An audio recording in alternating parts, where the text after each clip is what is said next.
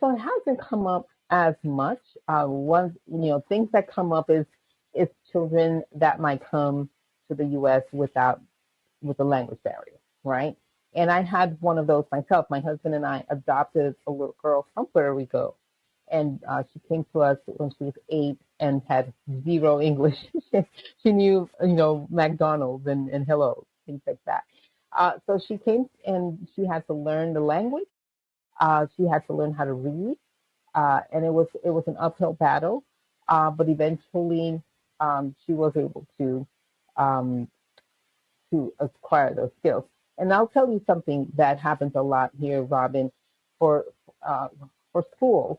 A lot of times they don't know what to do.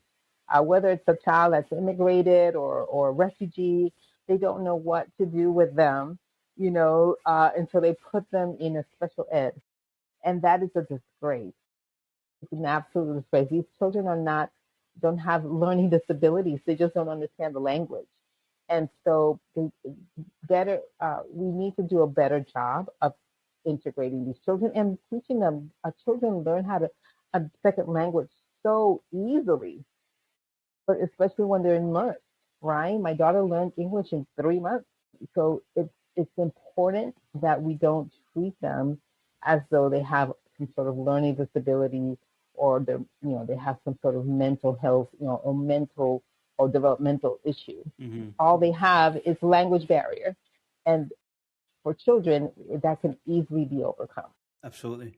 And now, speaking of learning other languages, now I've had several conversations with some of the colleagues in the U.S., and one of them in particular, she owns a language school, and she deals with the State Department or one of those. I don't remember who, but some Okay. federal government entities, and they send their teams over to the school to learn languages, and she teaches Okay. hundreds of languages, I guess, in her school. Very nice. As the public school system and the private school systems in at least in the state of Georgia, do they teach other languages? Like, is there programs for those? Like, somebody wants to learn Spanish, French, Japanese, Chinese, whatever. Most schools, especially in high school, will have a language requirement. So whether it's Spanish, a couple of years of Spanish, or things like that. For the most part, if a school is going to teach another language, it's going to be Spanish here in the U.S. Unless you're in certain pockets where they'll have other offerings such as French or German or Japanese or Chinese.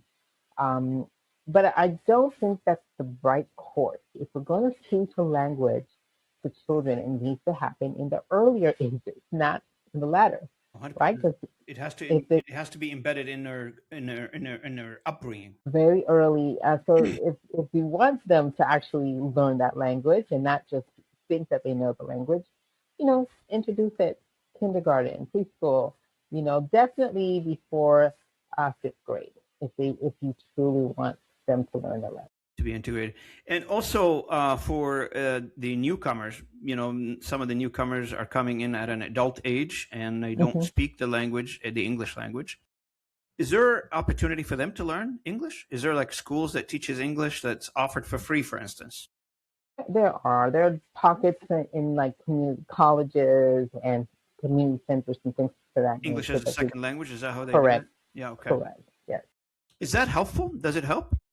Yes, for sure. For those that actually attend on a regular basis, it definitely helps. So, we talked about the inequity in the. I had that on my list, but you covered it. The inequity, like especially on early education when you first start early in the both languages